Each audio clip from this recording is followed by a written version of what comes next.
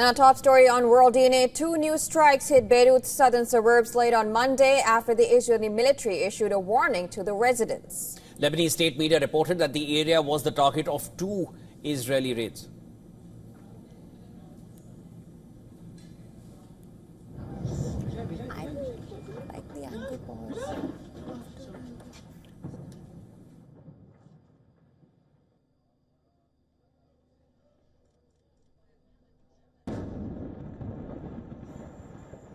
Smoke could be seen rising from the suburbs. Several strikes hit the Lebanese capital's southern suburbs early in the evening.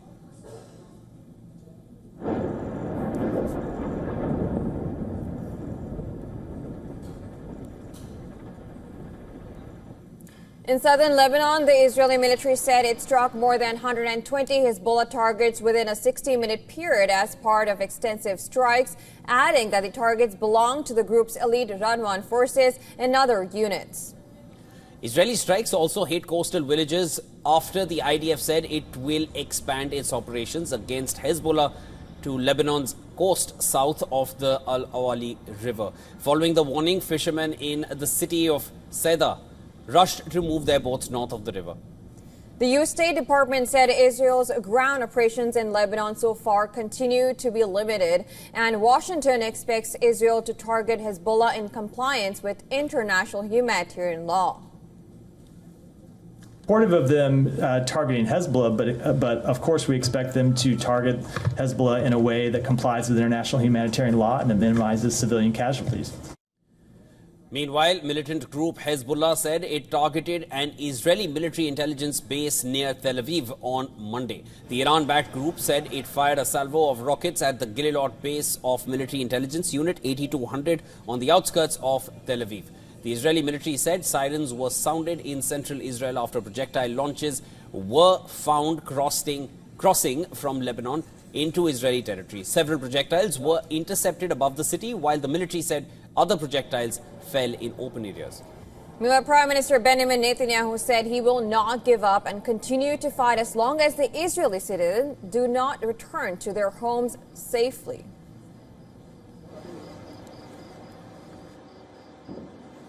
The campaign must not be stopped prematurely. As long as the enemy threatens our existence and the peace of our country, we will continue to fight. As long as our hostages are in Gaza, we will continue to fight. We will not give up any of them. I will not give up. As long as our citizens do not return to their homes safely, we will continue to fight. In Gaza, Israeli armed forces struck with airstrikes and artillery on Monday. In addition to strikes, military activity and fighting on the ground could be seen in the devastated Palestinian enclave.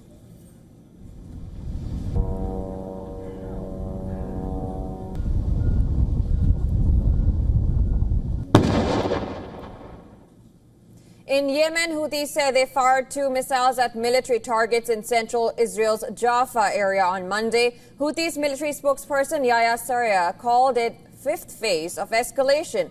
The announcement was made shortly after Israel said it intercepted a missile fired at central Israel from Yemen.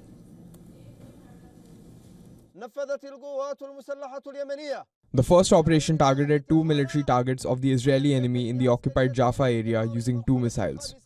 The first was a Palestine II type missile which successfully reached its target, and the second was a Dhu al-Fikr missile.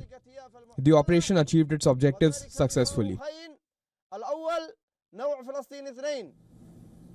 Israeli ambassador to the United Nations said the Israeli Defense Forces intercepted a ballistic missile launched from Yemen. He said Israel continues to fight on multiple fronts and promised Iran that there will be a response to its missile attack on the country. We continue to fight in multiple fronts. We are deploying all necessary capabilities against our enemies, both in defense and offense. And I can tell Iran and their proxies, they should know, we will decide when and where, but there will be a response. There will be a response.